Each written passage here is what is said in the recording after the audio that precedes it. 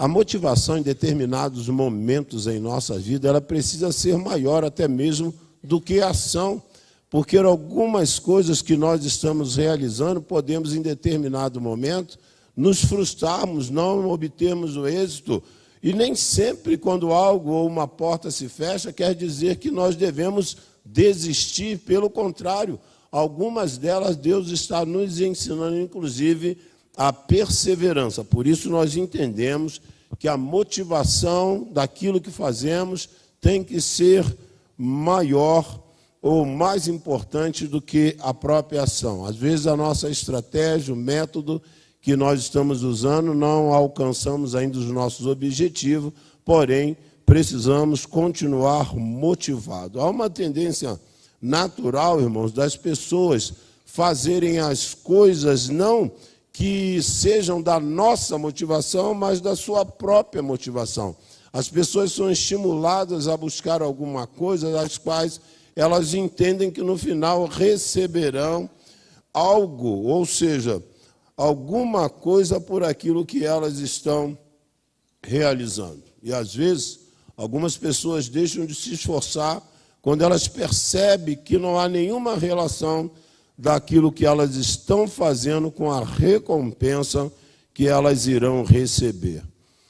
Martin Luther King, ele diz, inclusive para nós que somos cristãos, se um homem não descobrir algo pelo qual deseja morrer, ele não está pronto para viver. Ou seja, a nossa motivação por que vivemos é agradar e viver para a glória do nosso Deus. Então, precisamos ter esse entendimento, essa compreensão, que a vontade, os planos, os sonhos de Deus para nossas vidas são maiores e melhores do que os nossos próprios sonhos. Por isso, a nossa motivação não está baseada na nossa própria vontade, mas sim dentro do centro da vontade, do querer do nosso Deus para cada um de nós. Nós estamos diante de uma passagem bíblica que vai falar acerca da primeira, porque nós temos na Bíblia 2 multiplicações de pães. Essa primeira multiplicação, irmãos, ela tem uma importância tão grande, porque nos 4 evangelhos tem um assunto que é comum, que é a ressurreição. E sabe qual é o outro? A multiplicação dos pães. Está mostrando as pessoas seguindo a Jesus, motivadas por aquilo que elas poderiam receber do Senhor. A Bíblia vai falar que Jesus agora está diante do mar de Tiberíades. Esse mar, ele na verdade, ele vai receber esse nome no século 20 depois de Cristo, baseado ou se não inspirado no imperador Tibério. Então Jesus está nesse local junto com seus discípulos e a Bíblia vai mostrar claramente que ali ele se encontra uma grande multidão. Seguir determinado momento, as pessoas estão prontas para serem despedidas depois da mensagem por ele pregada, porém, alguns deles corriam risco de desmaiarem no caminho por conta da sua falta de alimentação. Então, há um momento aqui em que o Senhor faz uma pergunta para um dos seus discípulos, dizendo: Filipe, aonde nós vamos comprar pão para todo esse povo? É bem provável que Jesus tenha perguntado a Filipe, porque o Filipe era daquela região. Então, é mais ou menos, aqui, quando eu quero ir em alguns lugares, tem pessoas que eu vou perguntar, Mauro, Pimentel, dependendo da área, eu vou perguntar, Veríssimo, estou precisando de oficina mecânica. Eu vou perguntar por quê? Porque são pessoas que moram, que conhecem. Então, Jesus está provocando com um dos seus discípulos uma resposta acerca de uma necessidade que estava ocorrendo naquele momento. E é bem interessante, irmãos, porque é mais uma passagem que as pessoas queriam colocar a Jesus como um rei. Por quê? Durante o ministério terreno de Jesus, o povo judeu ele sofria uma opressão do Império Romano. Então, eles identificam Jesus com a possibilidade de ser esse libertador. E Jesus está agora atento a todos os seus questionamentos, os seus anseios, mas também com poder para suprir as suas necessidades. Mais uma vez, Jesus está sendo identificado com aquele profeta que viria depois de Moisés, que ele mesmo, Moisés, ao escrever o Deuteronômio, no capítulo 18, verso 15, ele diz que Deus levantará um profeta, e a esse profeta o povo deveria ouvir. Então, eles estão diante desse profeta que Moisés havia sido inspirado por Deus para escrever no 5º livro do Pentateuco, no livro da lei, e agora está sendo consumado com Jesus. Então, ali, irmãos, o que vai acontecer? Diante desse quadro, onde tem várias pessoas sedentam para que a sua fome material pudesse ser suprida, vai haver algumas sugestões para que Jesus pudesse estar agindo naquele momento. Primeiro, o que Filipe faz? Não é? Dispensa o povo, é uma sugestão, e mandam para que eles vão embora. Mas Jesus está preocupado se o povo vai embora, e depois do tempo que ficaram ouvindo a mensagem, e o percurso que eles iam, o translado dele, poderia gerar para eles até mesmo alguns viessem a desmaiar, e Jesus está preocupado com isso. Aí ele fala, olha, tem o seguinte então, para eu ir comprar alguma coisa, nós vamos precisar em torno de 200 dias de trabalho. Ou seja, aquela multidão contendo 5.000 homens mais mulheres e crianças, nós vamos entender que aquele instante ele está fazendo uma correlação de que não tinha recurso financeiro para atender todo aquele povo que ali estava reunido ouvindo ao Senhor. André, irmão de Simão Pedro, ele vai perceber que no meio da multidão, algumas versões dizem um rapaz, na outra versão diz um menino, mas não especifica a idade, que o garoto tinha na sua mochila talvez aquela merenda, não é? Eu e Lúcia fizemos isso, pegava os 3 filhos, preparava a mochila, botava lá um guaraviton e um biscoito. Vai lá, cara, essa é a tua merenda, não é? Levava a merenda para a escola, e quando esse menino, esse rapaz aparece, André, um dos discípulos, identifica Jesus. Encontrei um aqui. Dê uma olhadinha aqui, ele tem 5 pães e 2 peixes. O que é 5 pães e 2 peixes? Para 5.000 homens famintos. Parece o perfil de crente, né, irmão? Imagine 5.000 crentes, depois de uma mensagem, depois de uma atividade dessa. Os crentes, meu irmão, estão aguardando uma expectativa enorme que haja mantimento. E aqui o que vai acontecer, irmãos, é que ele alega que só tinha esse menino, esse rapaz, contendo 5 pães e 2 peixinhos. Essa solução que vai ser apresentada, talvez pelos apóstolos, limitando, né, que aquilo não era sequer suficiente para aquela criança, o Senhor vai multiplicar os 5 pães e os 2 peixes. Algumas versões falam, tem até o hino do 4 por 1 que fala, né, são 5 pães e 2 peixinhos, porque eram peixes pequenos, provavelmente naquela ocasião, semelhante a uma grelha que nós temos hoje, era esse peixe posto ali, chapado, para ser comido com os pães. Naquele momento, o Senhor opera o milagre, esses pães se multiplicam e o peixe também suficiente para alimentar 5.000 homens, mais mulheres e crianças. E nós vamos entender, irmãos, que o Senhor faz abundantemente para que nós possamos suprir a nossa necessidade e compartilharmos também com o próximo. Porque 12 cestos foram depois recolhidos desses 5 pães e 2 peixes que esse menino, esse rapaz, tinha posto diante de Deus, o Senhor dando graças, como temos hoje aqui os 2 elementos da ceia. O Senhor ali, depois que deu graça, Deus multiplicou, ou seja, o milagre ocorreu e esses homens quiseram aclamar a Jesus Cristo como seu rei.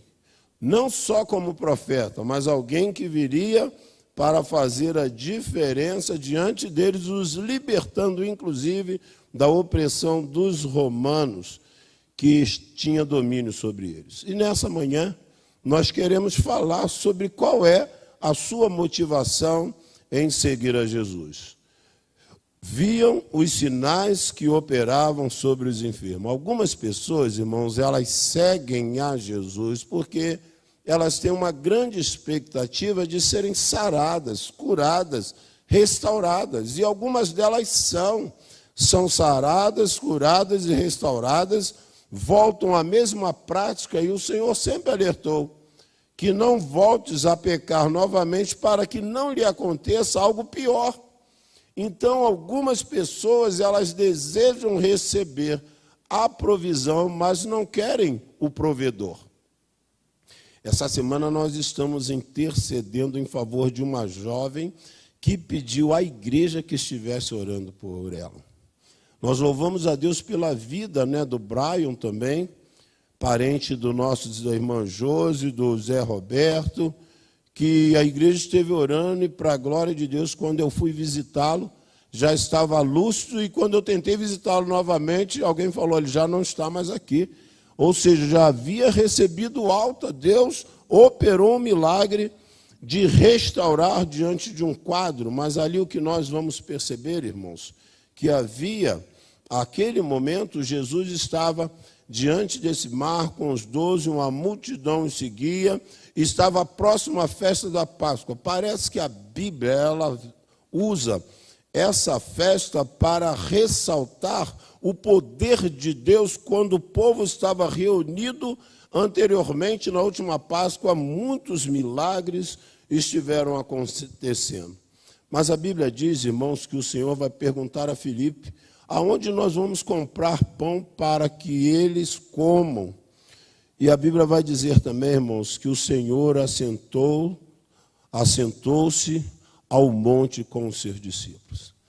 Irmãos, às vezes nós estamos esperando milagre da parte de Deus, mas nós não estamos investindo num tempo de sentar com Deus. O seu a sós com Deus, o seu devocional com Deus, de orar, de ler a palavra, de suplicar a Deus e entender que Ele pode fazer um milagre na sua vida. Jesus traz esses homens, irmãos, e a Bíblia, eu não quero fazer conjectura, porque a Bíblia não pontua, mas Jesus tinha tempo de qualidade, irmãos. Nós precisamos ter tempo em que nos reunimos para orarmos a Deus. Quarta-feira, para mim, é um dia muito importante, porque nós podemos, como igreja, fazermos oração coletiva da Igreja de Cristo, intercedendo um pelos outros. Isso é tão interessante, porque essa jovem, quando nos procura como igreja, é porque a igreja está demonstrando que há essa preocupação. E para que nós continuemos fazendo isso, irmãos, é necessário que sejamos recolhidos para o nosso momento a sós com Deus, de oração, de leitura da palavra, para que ela possa ser para nós a maior motivação, que é ver a glória de Deus, é ver o Senhor operando sinais, prodígios, maravilha, mas tributando a Ele honra, glória e louvor, e dando também a demonstração, irmãos, que as circunstâncias não determinam esse momento nosso com Deus, porque a nossa motivação em seguir a Jesus não está apenas em esperar dele manifestação do seu poder. Ele continua sendo Deus, operando ou não, segundo a nossa vontade, pois a dele deve prevalecer sobre a nossa. Qual é a sua motivação em seguir a Jesus? A Bíblia vai nos mostrar, irmãos, que pelo fato de Jesus ter uma palavra de alento, conforto, ele sempre atraía muitas pessoas atrás dele que o seguiam. Mas a Bíblia mostra também que alguns seguiam porque sabia que ele operava milagres. Ele está curando, dá vista ao cego, multiplica os pães. Ele não permite que venhamos passar por necessidade. Então, algumas pessoas o seguiam para ter as suas necessidades básicas supridas pelo poder de Deus. Irmãos, aqui vai acontecer que Jesus pergunta a Filipe como alimentaria essa grande multidão. O Senhor está, na verdade, experimentando Filipe, porque ele, o Senhor, sabia o que ia fazer. Irmãos, Deus quer ter contato, Deus quer ter relacionamento conosco. Ele está na frente da história, Ele sabe o que vai acontecer contigo, comigo, mas Ele quer relacionamento. E por isso que nós oramos falando com Ele, lemos a Bíblia, Ele falando conosco, para preservarmos esse relacionamento onde Ele já sabe de todas as coisas, antes mesmo que nós venhamos proferir uma palavra, Ele já conhece tudo que nós estamos precisando. Filipe diz que será necessário 200 dias de trabalho para cada um tome um pouco. Filipe está falando, olha, além de precisar de muito recurso financeiro, a etapa de cada um, a porção, o catanho, vai ser pequeno. Talvez tenha um pãozinho com mortadela e um suco de uva aí, alguma coisa dessa natureza, mas aqui, irmãos, ele está agindo segundo os olhos carnais. A Bíblia diz que nós não andamos segundo a vista, mas sim pela fé. Olha o que vai acontecer. André vai entender que aquele jovem rapaz, menino, que tinha 5 pães e 2 peixinhos, e ele mesmo vai questionar o que é isso para tantas pessoas. Filipe diz que era pouco e André faz o questionamento. A Bíblia diz, irmãos, que eles separaram em grupo de 50, de 100, sentaram na grama e ali ficaram aguardando aquilo que o Senhor iria fazer. Esses homens assentaram em número de quase 5.000. Irmãos, aqui há um livro, o livro que nós vamos estudar na EBD, A Dinâmica da Igreja Autêntica, segundo o Novo Testamento, de Lourenço Estélio Rega, que ele diz uma frase que tínhamos já falado aqui anteriormente, que é o seguinte: ore como se tudo dependesse de Deus, mas trabalhe como se tudo dependesse de você. Tinha 5 pães, 2 peixes, eles acharam que era pouco, outro questionou, não vai dar ruim, não é possível alimentar todo mundo, mas Deus não estava exigindo daqueles homens aquilo que eles não poderiam fazer. Deus só estava exigindo aquilo que eles poderiam fazer. Era sentar em obediência. Irmãos, há momentos que nós precisamos sentar, esperar com paciência no Senhor, porque já fizemos tudo que poderíamos fazer. Agora você está deixando Ele agir.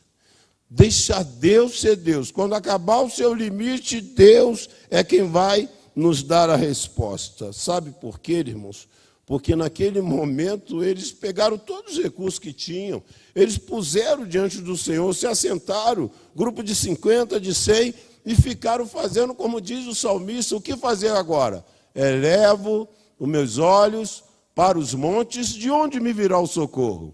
O meu socorro vem do Senhor, que fez os céus e a terra. Há momento em nossas vidas que nós estaremos vivendo a expectativa do milagre de Deus, porque tudo que estava no nosso alcance, na nossa esfera de atuação, nas nossas possibilidades, nós já fizemos. É por isso que agora nós estamos falando, entrega a tua vida, o teu coração, ao teu caminho ao Senhor, e o mais Ele fará. É a hora de Deus agir. Terceiro e último, irmãos. Qual a sua motivação em seguir a Jesus?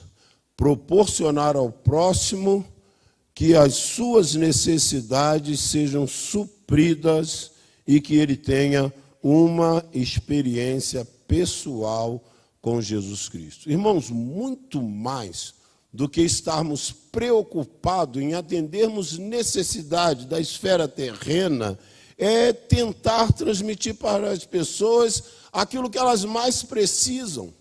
O pão, naquela ocasião, que foi posto para que o Senhor multiplicasse, aqui nós vamos ter um paralelo, quando o povo de Deus, após a saída do Egito, depois de 430 anos naquele cativeiro, o Senhor enviou dos céus o pão, o maná, para suprir as necessidades do seu povo que estava no deserto, aguardando numa expectativa muito grande o dia de adentrar na terra prometida. Irmãos, enquanto nós aguardamos o dia de entrarmos na terra prometida, Deus estará suprindo as nossas necessidades, fortalecendo a nossa fé para que nós continuemos perseverando na experiência que tivemos com Cristo, mas também possamos transmitir a outros. Jesus, dando graças, repartiu o pão com os discípulos. Sabe o que aconteceu, irmãos? Parece a ministração da ceia. Quando estudávamos o texto, fazíamos esse paralelo que Jesus pegou, deu graças e ele vai distribuir para os discípulos e os discípulos vai distribuir para aqueles grupos que estavam sentados na relva, na grama, de 50, de 100, e assim vai sendo distribuído. Filipe questionou, não temos dinheiro. André falou, é pouco para tanta gente. Agora está sendo distribuído, ninguém tem falta. Filipe falou que eles vão comer com 200, no valor de 200 dias de trabalho, vão ter que comer uma porção mínima. Sabe o que a Bíblia diz, irmãos? Aquela turma comeu tanto que sobrou. E quando sobra, Deus vai, além de operar um milagre da multiplicação, vai trazer também essa compreensão, que depois que Jesus, dando graça, repartiu com os discípulos com aqueles que estavam sentados, e diz a palavra, e os peixes quanto eles queriam, ou seja, a porção não foi limitada. A Bíblia diz que na presença do nosso Deus há abundância de alegria. A maior necessidade nossa, irmãos, a Bíblia fala, Amós 8:11, que haveria um dia que a nossa alma teria fome e sede da palavra de Deus. Eu creio que já chegou, irmãos. Há pessoas bem-sucedidas passando num deserto enorme, irmãos. Tem um vazio na alma enorme. Nada pode preencher, somente Deus é capaz de preencher e trazer essa alegria. Salmo 16:11 diz lá no seu final que na presença do Senhor há abundância de alegria, mesmo quando falta pão, mesmo quando há escassez, mesmo quando não há fartura, mesmo quando não há carro do ano, mesmo quando estamos andando de Uber, de bike, há alegria, porque a presença do Senhor, irmãos, foi o responsável em proporcionar abundância, sobretudo de alegria, naquele lugar. A Bíblia diz que eles vão recolher os pedaços que sobejaram. E diz assim, irmãos, vendo o milagre, eles disseram, este é o profeta que devia vir ao mundo. Irmãos, essa convicção nossa é maior do que a deles, porque depois de 2000 anos atrás, as promessas continuam sendo cumpridas e nós fomos por ela alcançada. Isaías vai profetizar que ele virá, vai morrer e vai ressuscitar, mas Isaías profetizou que não viu. Nós temos a profecia de Isaías, temos o cumprimento da profecia, estamos aguardando agora essa segunda vinda de Cristo. Então a igreja, irmãos, ela vive hoje num momento superior ao dos profetas e dos apóstolos por conta daquilo que Deus já realizou na história da humanidade, na história da igreja e também em nossas vidas. Então, vendo o milagre, disseram, este é o profeta que devia vir ao mundo e viria para fazê-lo rei, e diz a Bíblia que Jesus se retirou para o monte. Irmãos, aquele foi o momento que Jesus se retira porque não era chegado o tempo da sua manifestação a ponto de ser o rei dos judeus para por eles dar a sua vida. O seu ministério terreno ainda tinha algumas etapas a serem cumpridas. E eu entendo que naquele momento tentaram colocá-lo como rei para vencer o Império Romano, e ele está deixando muito claro que o seu império, o seu domínio não era dentro daquela esfera de sucessão de imperadores e reis, mas sim um rei que veio trazer uma mensagem de paz, de amor e, sobretudo, de salvação. Irmãos, queremos encerrar. Qual é a sua motivação em seguir a Jesus? É pela possibilidade de sinais, prodígios, maravilhas e cura? Não há nenhum mal nisso, desde que ela não seja a principal. Qual é a sua motivação em seguir a Jesus? É ter as suas necessidades materiais supridas? Não há também nenhuma ilicitude nisso, desde que isso seja algo lícito, legal, não é? Então, somos também agraciados por Deus com as nossas necessidades supridas, fruto do nosso trabalho e, sobretudo, da provisão de Deus que Ele derrama sobre as nossas vidas. Qual é a sua motivação de seguir a Jesus? Deve ser, quando eles queriam colocar a Jesus como o seu rei, Jesus tem, na verdade, 3 ofícios, irmãos. Ele é rei, que vai reinar sobre todos na sua vinda, rei eterno. Ele é profeta, cuja sua mensagem transforma as nossas vidas, e ele é o grande ou sumo sacerdote que intercede por nós. Com esses 3 ofícios, jamais ninguém foi visto, ou seja, ele é inigualável. E nós queremos, irmãos, encerrar nessa manhã, entendendo que a nossa prioridade, a nossa motivação para seguir a Jesus deve ser, antes de mais nada, em preservar um relacionamento íntimo com Deus que se dá a partir do momento que nós o recebemos como nosso Senhor e como nosso Salvador. Uma outra coisa, irmãos, que deve ser a motivação nossa em seguir a Jesus é também estarmos vivendo em comunhão como corpo de Cristo, como família de Deus, na nossa família. E o terceiro e último, irmãos, é também a motivação de cumprirmos o compromisso do ministério que Ele confiou em nossas mãos. E cada um de nós, hoje, somos chamados por Deus para ser profeta, proferindo palavras que levarão pessoas à salvação. Exercer o sacerdócio de intercedermos uns pelos outros, mas aguardarmos com expectativa muito grande a vinda daquele que é o Rei dos Reis, Senhor dos Senhores, que um dia virá para nos buscar. Que essa seja a nossa motivação, em seguir a Jesus por aquilo que Ele é para nós. Ele é o nosso único e suficiente Salvador e Senhor, e as circunstâncias não serão determinantes como motivação para continuarmos seguindo. Nós continuaremos seguindo, porque somos filhos de Deus, que o Espírito do Senhor habita em nossos corações. E se Ele curar, continua sendo Deus, será glorificado. Se Ele suprir as necessidades as quais temos posto diante dEle, será exaltado. Mas se nada disso acontecer, a salvação é a maior razão e motivação para continuarmos perseverando e seguindo a Jesus.